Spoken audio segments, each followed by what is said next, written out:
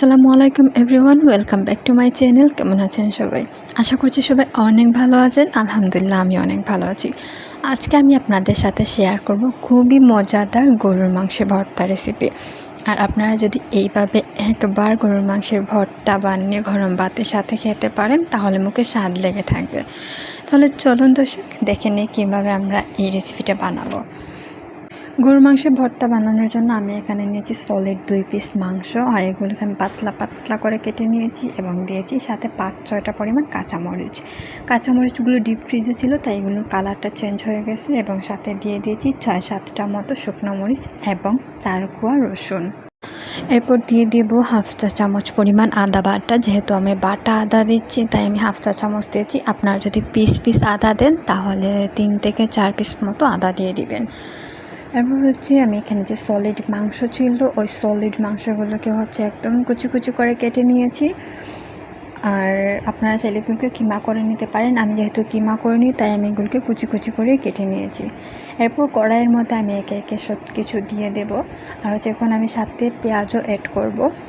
আমি যেহেতু আগে পেঁয়াজ দিইনি, আমার মনে ছিল না আগে পেঁয়াজটা এখানে রাখার জন্য, তাই আমি এখন দিচ্ছি। এখানে প্রায় 3টা পেঁয়াজ আমি নিয়েছি, ছোটো ছোটো করে আমি কেটে নিয়েছিলাম।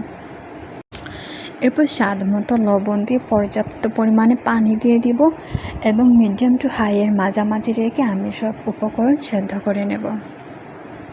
আমি ততক্ষণ পর্যন্ত এটাকে জাল করব যতক্ষণ পর্যন্ত না পুরোপুরি সিদ্ধ হয়ে সব পানি ফুরিয়ে যায়।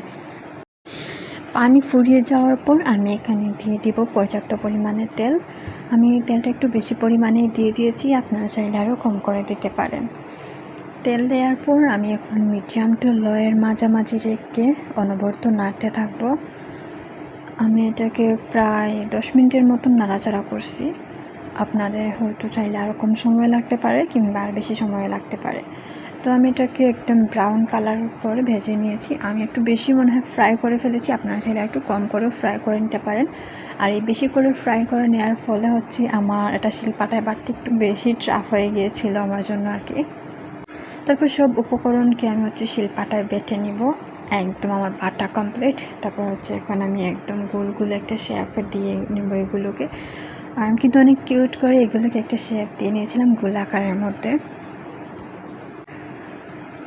আমি আবার আরেকটা গোলাকার শেপ দিয়ে দেখিয়ে দিচ্ছি আপনাদেরকে।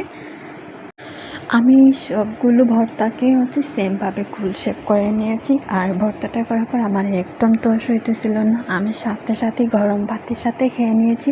সাথে শিলপাটার মধ্যেও কিছু ভাত আমি মাখিয়ে খেয়ে নিয়েছি। আমার ভীষণ ভালো লাগে ভর্তা শিলপাটায় খেতে। আপনাদের কাছে যদি আমার এই ঝাল ঝাল গরুর মাংসের ভর্তাটা ভালো লেগে থাকে তাহলে অবশ্যই আপনারা আমার চ্যানেলটাতে একটা সাবস্ক্রাইব করে দিবেন, লাইক কমেন্ট করে পাশে থাকবেন।